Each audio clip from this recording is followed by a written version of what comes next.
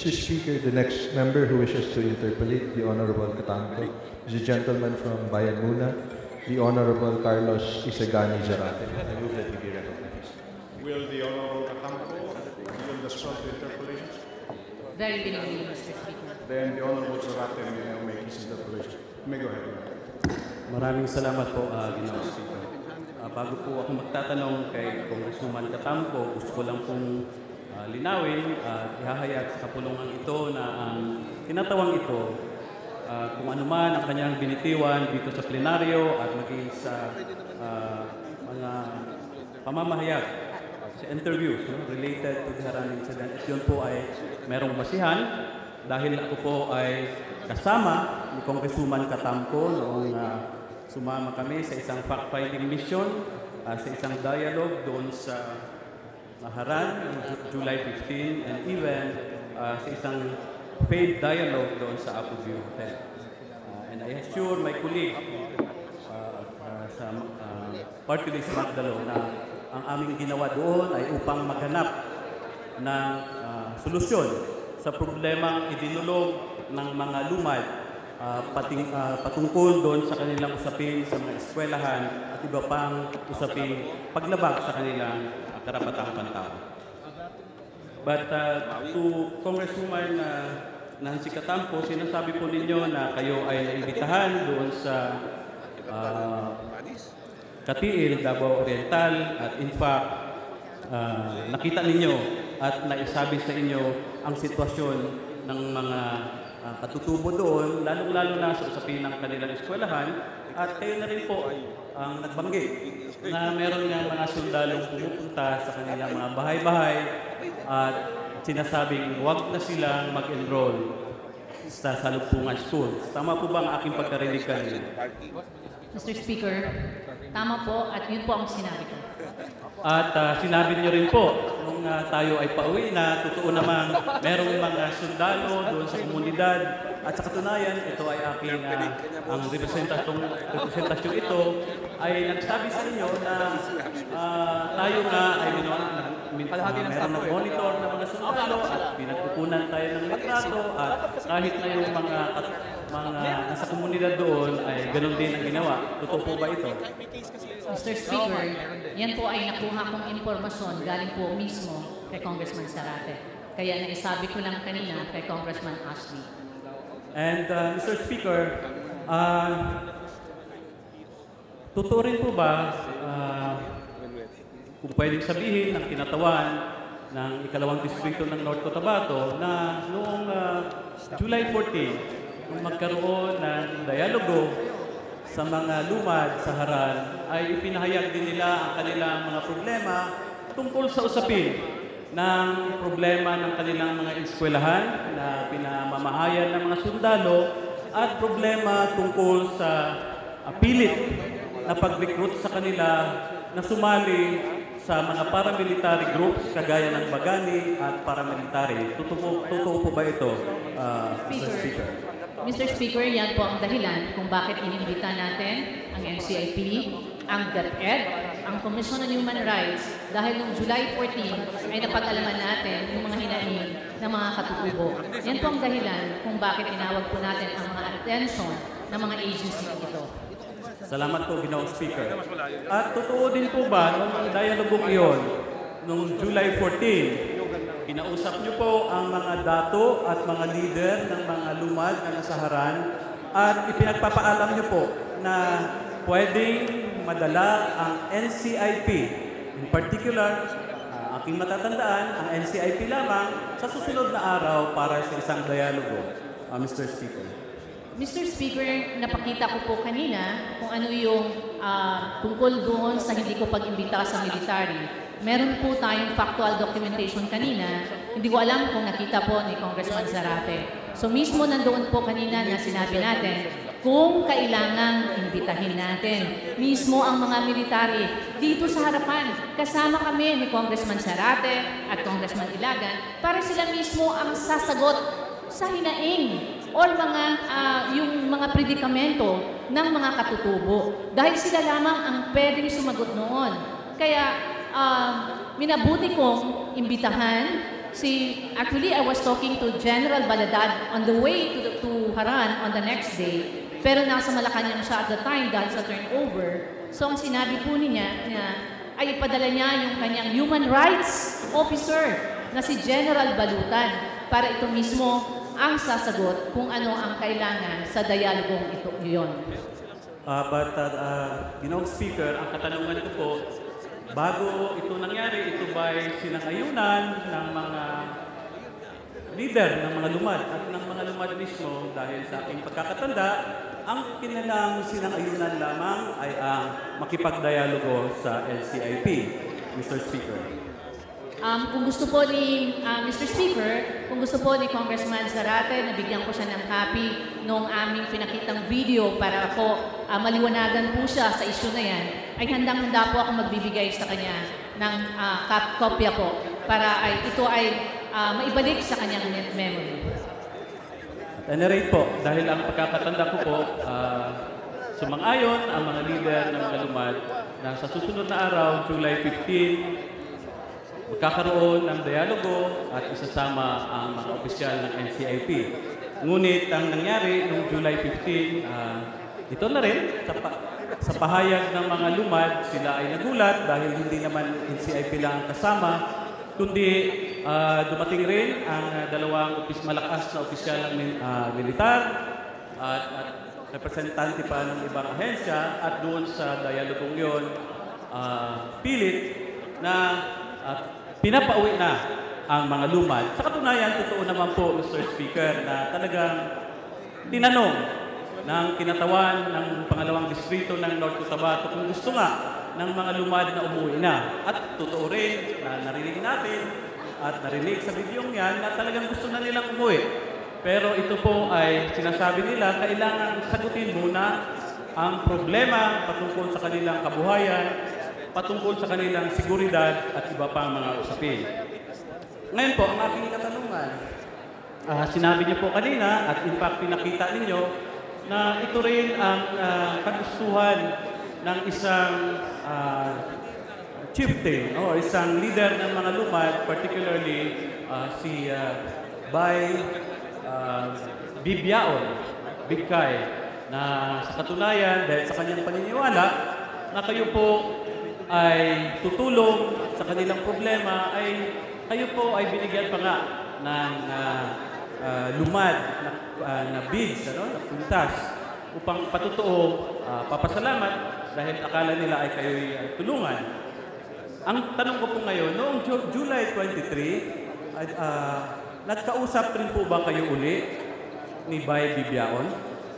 Mr. Speaker, ang tinutukoy po ni Congressman Zarate ay yun po yung during the rescue dapat sana ng DSWD kasama ang mga local government units ng Kapalong at Talaihod, kasama yung mga barangay captain at mga tribal leaders na pumunta doon. After walang nangyaring rescue, hinanap ko po si Apo Bigay, no? The word Bibiaon, well, I do not want to discuss that. But Apo Bigay, hinanap ko po siya dahil meron po akong promise sa kanya nung July 15, nang sinabi ko po ay odd level meaning po ay babalik ako, Apo Bigay, dahil po sa mga sinasabi niya, siya mismo nakita natin kanina. Gusto lang po namin umuwi dahil yung aming mga palay at yung aming mga hayop ay baka mamatay na at maubos na ang aming mga palay. At sinabi rin po niya na yung kanyang apo ay baka mamamatay na, pati yung kanyang kapatid dahil hindi sanay sa init. So alam ko po na yung environment na yon ay very hostile, no? Nagkakagulo na po at meron mismong report ang DSWD. Kung mamaramartin niyo po, babasahin ko, ang sabi po dito ng report ng DSWD, and I quote, "In the course of the operation, a commotion happened because the organizers were very resistant in giving up the children, women, older persons, and persons with disability. However, a certain Nora Takay escaped during the commotion, together with her daughter, Juvie, who then were endorsed, turned over to DSWD." Napakita po natin, Mr. Speaker, kanina sa video, na mismo sinabi ni Nora Takay, yung nakaalis, hindi po kami pinapagayagan na umalis. At meron din pong affidavit, ngayon sworn affidavit statement, si Nora Takay, na meron daw sila marshal na nakabantay sa kanilang gate na may hawak na bolo at may hawak na pampalo sa kanila. Kaya yung aming conversation noong July 23 ni Apo Bigay ay naging iba na sa aming conversation noong July 15. Pero, Mr. Speaker, ganito lang po. Meron silang ibang version doon sa kanilang July 23 at meron din akong ibang version noon, kaya lang hindi ko po alam kung yun ba ay aming nailagay ngayon dyan, no? Ito lang po yung sasabihin ko. Sa lahat ng tug of war na nangyayaring ganito, Mr. Speaker, ang biktima po dito ay lumad. Kaya nga po, ako ay nagkaroon ng privilege speech ngayon.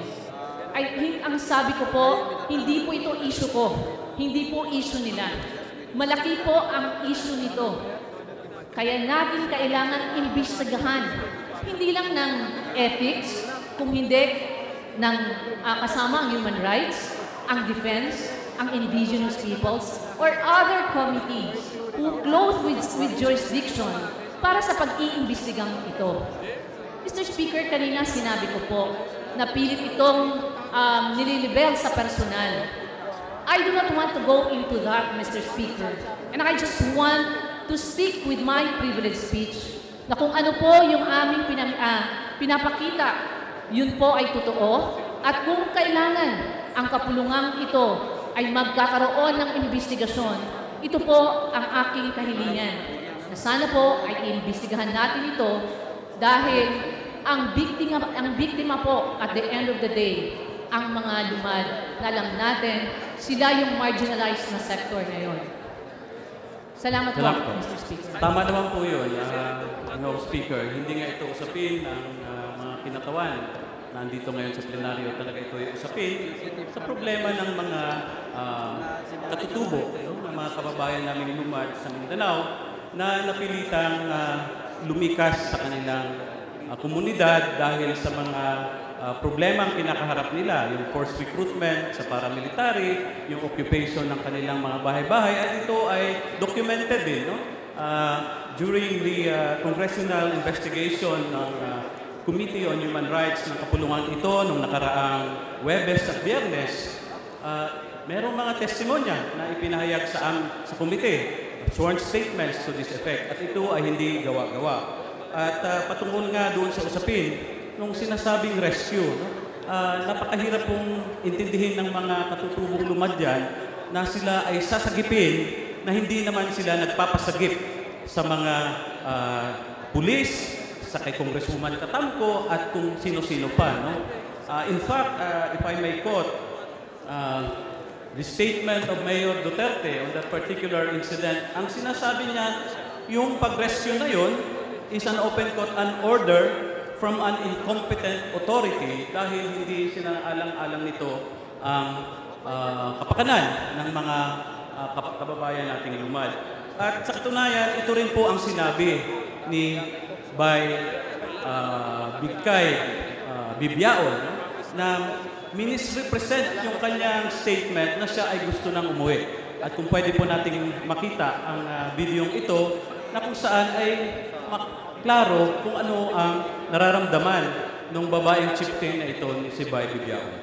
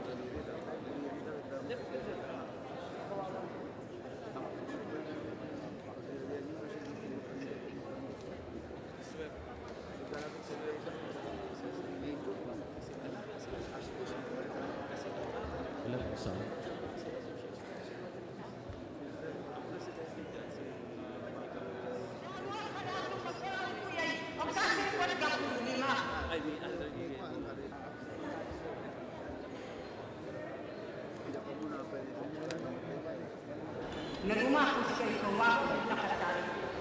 Yan ba na napawo, katagdiwad ka. Diwad ako kayo ka, pakino. May diwad ka, masundang mapikuyan. Sika pa ikay masakit ako yung wakot. Wala ko rin yan ito. Miso, masundang ko. Sika, pinibakayan mo ka ako kusang bag. Pitsahan ba ang kusay kusay. Basta sika mo biyak ako. O buhiwat ka kanin mo yan. Ito pa naman ka pa naman. Kain ang dili ko sa rabaw. Kain lang sa kaupianan. Kung yung maro. Manetay pa o bigla kisindaw. Kapya ko pagkasakta sa bar. Manetay na kung maramara ng ponggaw din sa sindaw. O kung na yan gay kung puputora. Kung yung sika ka kukuman. Kamu naman pa na kukuman. Dalawa ka lahat ng pera ko yan. Ang kasiripad ka lima. Mas ka magkasiripad. Sikay ka may nakakunay-kunay ng daon pa rin. Ako nung tulog pakasal. Sinangan ko ng buligatan ko ito. Kung ako buligatan ko ito. Sikay na pa'y katang pagkari. Dokasari. Sikay na pa'y kakari ang ko. Ang pongin lang ko ito. Sa ingod ko na sa ipungan. Ingod ko liit na sa ingod. Kung ako puli. Bayakat ko gimatayan at sila. Bayakat ko gimatayan para mara. Sila kalayak. Mamasamot na sa mamasamot. Kung yan masamot sa di kahit isang tayo sa kawoy. Walang panituloy. O dakaw mga kawoy. O bayungan kasi. Pagpapulang ka impiri. No. Sika makakari ang puno. Bayakat ko ganap ko. Bayakat ko kamo ko. Anong kanya sa akin ko. Kakadya. Kakadya sa akin. Kakadya. Napili kayo umiyak sa lang bakot ki. Maniakang pangwaki sa niya. Anday tao. Silang na pag-insang pagpulang talidin. Doon din ang insansa. Sika pa'y kakahiyang po. Sika namin diya sa rinayari ko. Nasukan sa woy. Wala ko'y nakasaamot sa pusil. Ang trabaho ko'y. Kung ilag ka sundaw, ilag ka na po. Kung sila ako kung pinugpan kaya. Sa baroy. Pinugpan kaya. Sika na ko'y kakakadya kami ko'y. Kaya kakahiyang po. Si Aton, wasag karata sila ako. Ang ako sa kahit labaw, matang-binuhuan ka, matang-bilingan ka, makamarano kang dilipan na nakapano ko. Yan ko may kopi. Bak na ako kitingot. Wala nang diyan mga kanyan. Wala nang dilipan at labaw. Kung sa itong amuan na si Pondi niya. Imbis ka na pa nagkakit matarado. Sa musita, amalan mo na isang pa. Kung mapusin ka sindaw, Wapusi, ang sukul pa man maraming tiwas na kaya kopya. Kung ano natin magpakaabag, iling sa malipat labaw. Dinaw po, Ginoong Speaker, ang sinabi ni Bay Bigkay o Bibiaon Bigkay. Hindi naman po sila nagpaparescue. Ang gusto nila, masagot yung problema nila. Yung kanilang walang kasiguruhan ng kanilang pamumuhay dahil tuwing may military operations, sila ang sinasabihan, mga NPA kayo. At pinipilit silang maging miyembro ng paramilitary group na Alamara. Yung kanilang mga itinayong eskwelahan ay ginagawang kampuhan ng military. At ito ay hindi gawa-gawa dahil merong mga video documentaries na dito. At ang sabi pa nga ni Bay Bibiaon, ang sinabi daw sa kanya ay mabigyan ng solusyon. Umiwas sila sa militar doon sa bukid, pero pagdating doon sa Haran, ay ganun pa rin ang nangyayari sa kanila. Meron pa rin mga harassment. At sa katotohanan, Mr. Speaker, totoo ito ay hindi usaping patungkol sa mga kinatawang ito. Ito ay usapin ng problema ng mga lumad. Kaya nga, si Dr. Chaluka Bayani, ang Special Rapporteur on Internally Displaced Persons, kahit na wala sa kanyang official na schedule, ay dumaan sa Davao City at tiningnan ang sitwasyon ng mga lumads na nasa Haran. At siya mismo ang nagpatotoo na ang mga lumad na nandoon ay hindi pinilit, hindi kinidnap, they are not victims of trafficking or even illegal detention as banded about by some individuals. At ito po ang sinabi ni Dr. Chaluka Bayani sa kanyang official statement. The displaced IPs made it clear that it is their presence, the military's presence, and that of the paramilitary groups in their communities that continues to create anxiety amongst the indigenous communities. The community wishes to return to its lands, but stressed to me that they will only feel safe to do so if the long-term militarization of their region comes to an end and they can return with guarantees of safety, dignity, and protection. They described to me their concerns, including their alleged forced recruitment into paramilitary groups known as Alamara under the auspices of the AFP, and harassment in the context of the ongoing conflict between the AFP and the NPA. Schools have reportedly been closed and/or occupied by the AFP or Alamara, hampering the access to education of indigenous children. While tribal leaders informed me that they are not being detained against their will at the UCCP Center in Davao, as is evident by reports of their periodic return to their communities, their current situation is neither acceptable nor sustainable. It is essential to find a rapid and peaceful solution to their situation in full consultation with their legitimate leaders, with their voluntary and secure return to their ancestral lands being a high priority. So ang nangyayari po dito, malinaw na sinasabi ng IDP, ng Special Rapporteur on the Internally Displaced Persons na kausapin mismo ang mga leader nitong mga nag-evacuate o nag-evacuate ng mga lumads. Hindi pwedeng i-impose natin sa kanila ang ating gusto dahil sa tingin natin ito ay tama. Hindi pwedeng sabihan na lang natin sila na umuwi na kayo and we will investigate later dito sa mga sinasabi ninyong violations of human rights. Ito po ang totoong nangyari dito, Mr. Speaker. And in fact, itong incident sa Haran na ito ay nagbunga na rin ng isang international embarrassment for the government of the Philippines. Hindi kagagawa ng mga lumads, kundi kagagawa ng mga empleyado at opisyal mismo ng gobyerno. Nitong nakaraang mga araw lamang, ang Armed Forces of the Philippines ay naglabas ng isang press statement that misrepresented the exit statement of Dr. Biani. At sinasabi doon sa press statement na yon na ang finding daw ni Dr. Biani, ang mga lumad sa Haran ay trafficked persons and they are manipulated. And because of this misrepresentation, Mr. Speaker, ng Armed Forces of the Philippines, si Dr. Biani ay napilitang maglabas ng kanyang official statement from Geneva, Switzerland, na kung saan nakalimpil ang United Nations, at sinabi niya rito na ang statement ng military na sinabi niya raw na ito ay ang mga nasa lumaan, nasa Haran ay mga traffic persons ay walang basihan at ito ay misrepresentation. At sinabi niya pa na ang pagkahulugan niya ng manipulation, it refers to the fact na ang mga lumad na nasa Haran ngayon ay minamanipula ng ilang sektor para pauwiin sila na hindi pa nare-resolba yung kanilang mga problema patungkol doon sa mga usapin ng seguridad ng kanilang mga kabuhayan.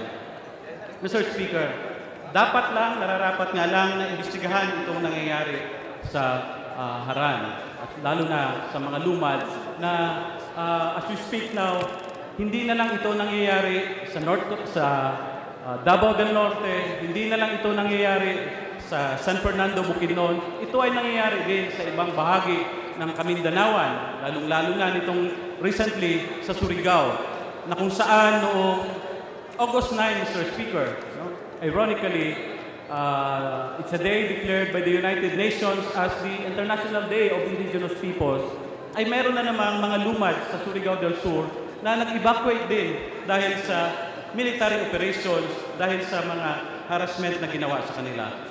Ito ang mga issues na nakapalibot dito sa usapin ng mga lumad sa Haran. At ito ang pilit itinatago at gustong tabunan. I-dismiss na lang, umuwi na lang kayo doon sa inyong mga bahay-bahay at tapos na ang problema. na sa katotohanan, nagpapatuloy ito. Mr. Speaker, ang Haran ay isang lugar na hindi sa unang pagkakataon ay naging sanctuaryo ng mga lumad. Sa katotohanan, in 1994, Mr. Speaker, ito ang unang pagkakataon na kung saan ang mga lumad na nagmumula sa Talaingod, Davao del Norte ay pumunta sa Davao City at pumunta sa UCCP Haran para ito ay gawin nilang sanctuaryo dahil naman sa pagmamalabis ng isang kumpanya sa Talaingod na nagtayo o naglagay ng isang tree plantation doon sa Talaingod. That was in 1994. Today, it is already 2015. Tuloy-tuloy pa rin ang problemang pinakaharap ng mga katutubo ng mga kapatid nating lumad at ang Haran ang naging sanctuaryo nila nitong mga taong ito. Kaya Mr. Speaker, wag na po nating i-twist, paglaro-laruan ang mga factual situation at ang mga nangyayari ito. Bakit nagkaroon ng sitwasyon dyan sa Haran at bakit napilitang mag-evacuate ang mga kapatid nating katutubong lumad. Ito, tama, hindi ito usapin ng mga kinatawan, mga mambabatas na nandito ngayon sa plenaryo. Ito ay usapin ng ating mga kababayang lumad na tinitingnan ang institusyong ito na mabigyan ng kasagutan ang kanilang mga hinaharap na problema, Ginoong Speaker. Yan na lang po at maraming salamat po.